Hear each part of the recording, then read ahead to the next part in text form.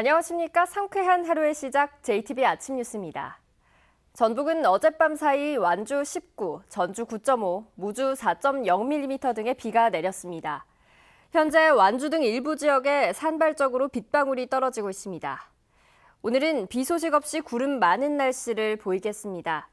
낮 최고 기온은 30도에서 33도의 분포로 어제보다 3도가량 높은 폭염이 예상돼 건강관리에 주의가 필요합니다. 내일은 대체로 맑겠습니다. 전주기상지청은 오는 토요일 오후에 다시 약한 비 소식이 있겠고 이번 주 내내 낮 최고 기온이 31도를 오르내리는 무더위가 이어질 것으로 내다봤습니다.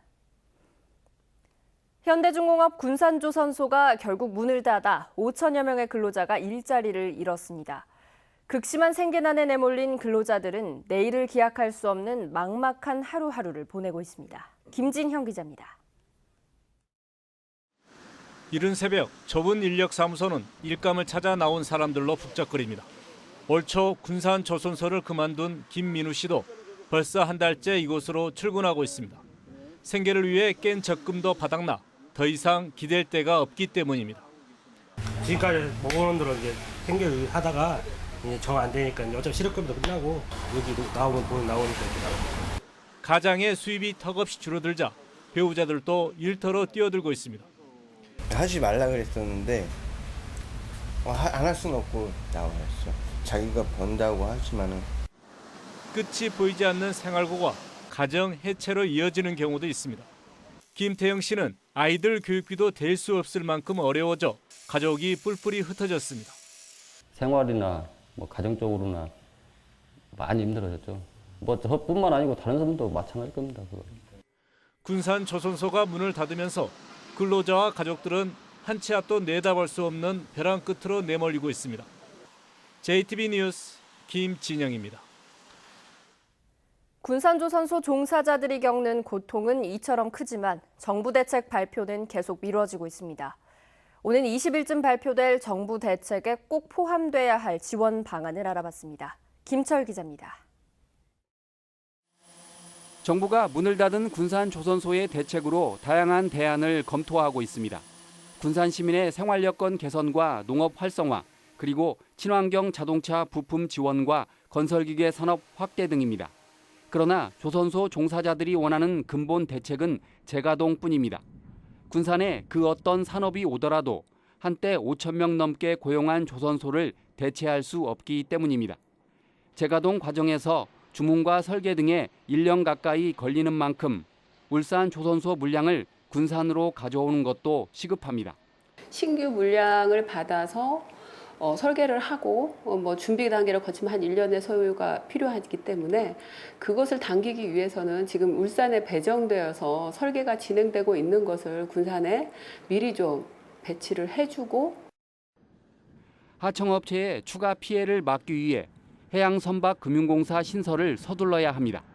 대통령 공약인 선박금융공사를 통해 체계적이고 안정적인 금융 지원이 가능합니다.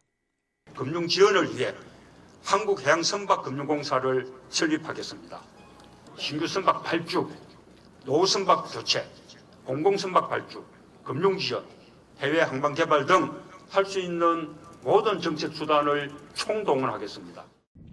정부가 대우조선해양에 1조 원을 주고도 아직 1조 6천억 원이 남은 선박 펀드를 서둘러 군산에 지원하는 방안도 군산경제 활성화의 대안이 될 수 있습니다. JTBC 뉴스 김철우입니다. 전주시가 부영주택의 임대료 인상과 관련해 압박 수위를 계속 높여가고 있습니다. 이미 부영을 형사 고발한 데 이어 공정거래위원회에 직권 조사를 요청했습니다.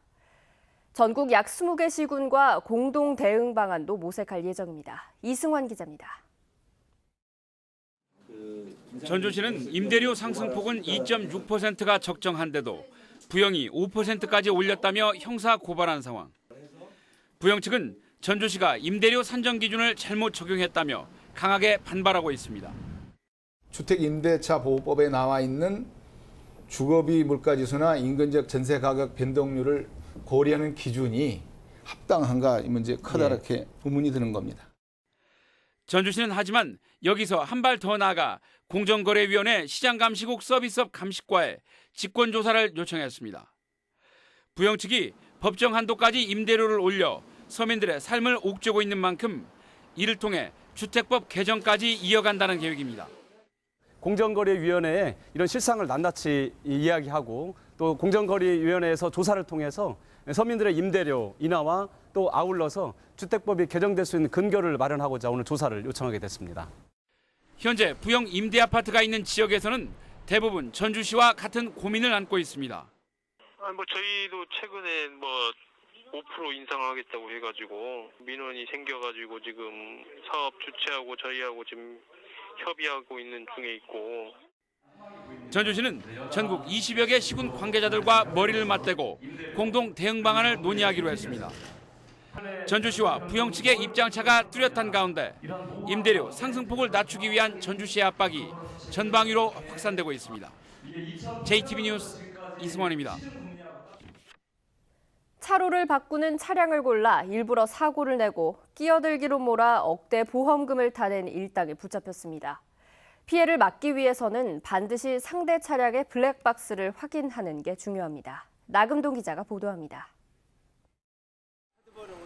81살 김모 씨는 2년 전 황당한 사고를 당했습니다. 차로를 바꾸는 사이 갑자기 뒤에서 달려오던 차량이 들이받았기 때문입니다. 2차선으로 진입하기 위해서 후방을 주시한 다음에 2차선으로 진입을 했습니다. 그런데 조금 하다가 뻥 소리가 나서 보니까 차 사고가 났었어요. 상대 차량 운전자는 22살 A씨. 알고 보니 진로를 변경하는 차량을 골라 고의로 낸 사고였습니다. 자신의 진로를 방해해 끼어들었다고 주장하면 상대 차량의 9할 이상의 과실 비율이 잡히는 점을 악용한 겁니다. A씨 등은 더 많은 보험금을 타내기 위해 2살 된 어린 자녀와 임신한 아내를 사고 차량에 태우기도 했습니다. 일방 통행구역, 그다음에 급 정차구역 등을 면밀히 물색한 후 그곳에 잠복해 있다가 그 위반 차량을 고의로 충격하는 수법을 사용했습니다. 모두 20대인 보험 사기단 35명은 지난 2014년부터 3년간 24차례에 걸쳐 보험금 1억 3천만 원을 받아 가로챘습니다. 이런 보험 사기 피해를 막으려면 반드시 상대 차량의 블랙박스를 확인해야 합니다. 일반적으로 사고가 날 때는 상대 차량도 브레이크를 밟는데 고의 사고인 경우 제동 장치를 약하게 사용하거나 아예 사용하지 않기 때문입니다. 고의 사고가 입증되면 할증된 보험료를 환급받을 수 있고 벌점과 과태료도 취소됩니다. 경찰은 사기 혐의로 22살 A씨 등 4명을 구속하고 이들과 함께 보험 사기에 가담한 31명을 불구속 입건했습니다. JTB 뉴스 나금동입니다. 남해 논에서 양수기만 골라 훔친 농부가 경찰에 붙잡혔습니다. 주로 물이 가장 필요한 시기에 양수기를 훔쳐갔는데 자기 논에 물을 대기 위해서였습니다. 주혜인 기자의 보도입니다. 이른 새벽 적재함을 가득 채운 화물차 한 대가 칠흑 같은 어둠 속을 내달립니다. 인근 논에서 양수기를 훔친 뒤 또 양수기를 훔치기 위해 다른 논으로 가는 겁니다. 63살 김모 씨는 익산과 충남 논산 일대의 논을 돌며 양수기를 훔쳤습니다. 물을 심어놓고 이제 관찰을 한번 보려고 하니까 물을 대려고 하니까 모다가 없는 거예요. 6월달에 정말 가물고 했는데 물이 엄청 필요할 때 이 시기에 모타가 분실돼가지고. 김 씨는 양수기와 연결된 이 파이프를 톱으로 자른 뒤 양수기를 자신이 타고 온 화물차에 싣고 달아났습니다. 지난 2년간 김 씨가 훔친 양수기는 무려 32대. 지금까지 파악된 피해 농민만 24명에 이릅니다. 벼농사를 짓는 김 씨는 훔친 양수기를 자신의 논에 물을 대는 데 사용했습니다. 경작 면적이 12헥타르나 되는 김 씨는 경찰 조사에서 양수기를 구입할 돈이 아까워 남의 양수기를 훔쳤다고 진술했습니다.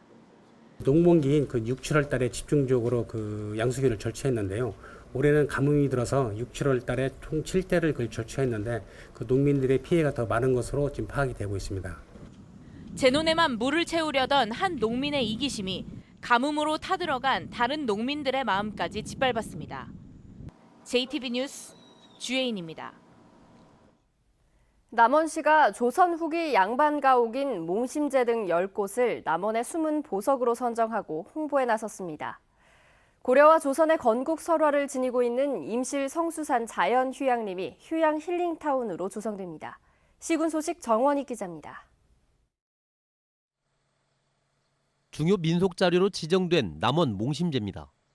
소슬대문과 소박하면서도 기품 있게 지어진 사랑채는 조선 후기 양반집의 전형적인 건축 양식을 보여줍니다. 남원시가 몽심제와 만복사 석인상, 교룡산성 홍해문 등 10곳을 남원의 숨은 보석 10곳으로 선정하고 사진작가와 도보 여행객들에게 널리 알리기로 했습니다. 우리 시에서는 그러한 감춰진 명소들을 찾아내서 남원의 잠재력으로서 관광 자원화 하자는 데 그 의도가 있는 것입니다. 고려와 조선의 건국 설화를 지니고 있는 임실 성수산 자연휴양림이 휴양 힐링타운으로 조성됩니다. 임실군은 최근 사유지인 성수산 자연휴양림에 대한 매매 계약을 마무리하고 오는 2024년까지 72억 원을 들여 왕의 숲과 산악자전거 체험길 등을 조성할 예정입니다. 무주의 특산품인 반딧불 대학 찰옥수수가 본격 출하를 시작했습니다.